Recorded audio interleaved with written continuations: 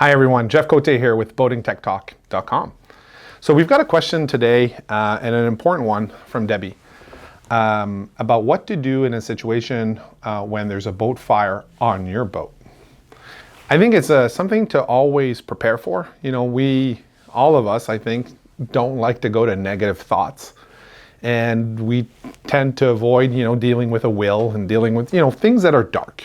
But on a boat, that is probably not the right approach. You should always have sort of a plan, what would happen when. And a boat fire, we here at PYS have yet to cause one.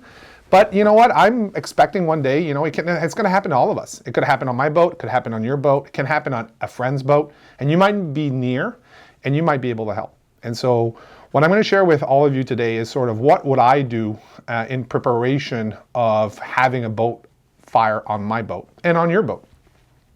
So the first thing that we've got to realize is that boat fires are not like a fire camp type of situation where you have a little bit of smoke and there's a little bit of flame and you're like, oh yeah, go get the fire extinguisher and everything is calm.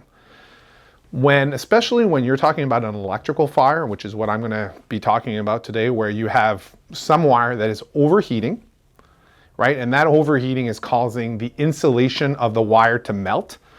And in case if you're wondering what that looks like, here it happened on a boat that we got invited on. This is a battery post, or what's left of it. The cable completely melted, and the fire department was called on this boat.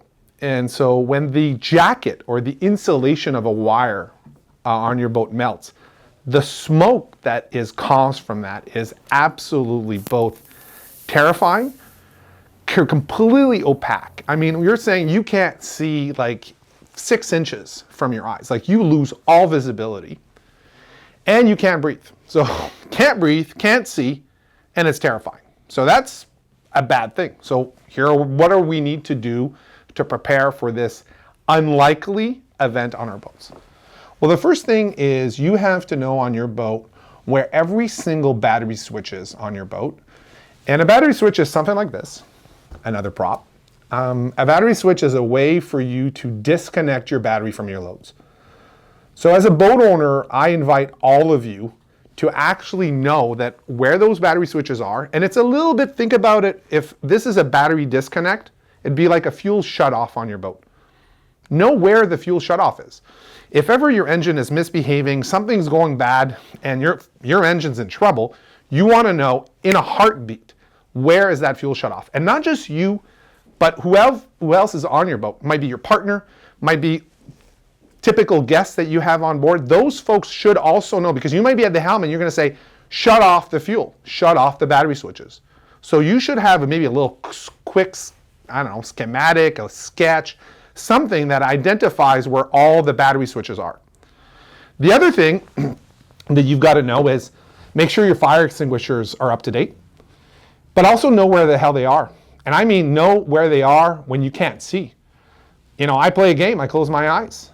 And I imagine I've got to find the fire extinguisher in the galley, the fire extinguisher in the V-berth, the fire extinguisher in the aft cabin, the fire extinguisher even in the cockpit. And I play a game and I imagine, can I reach that fire extinguisher without actually seeing?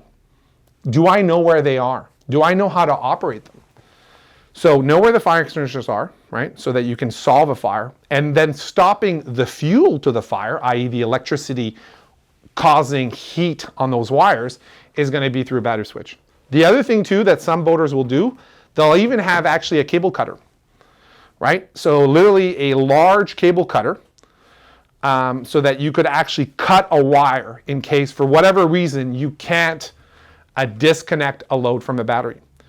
So know where your battery switches are, probably have a large cable cutter on board, and then also very importantly, know where your fire extinguishers are.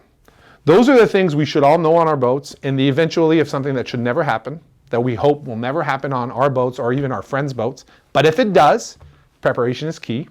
And the best way is to sort of anticipate what would happen if.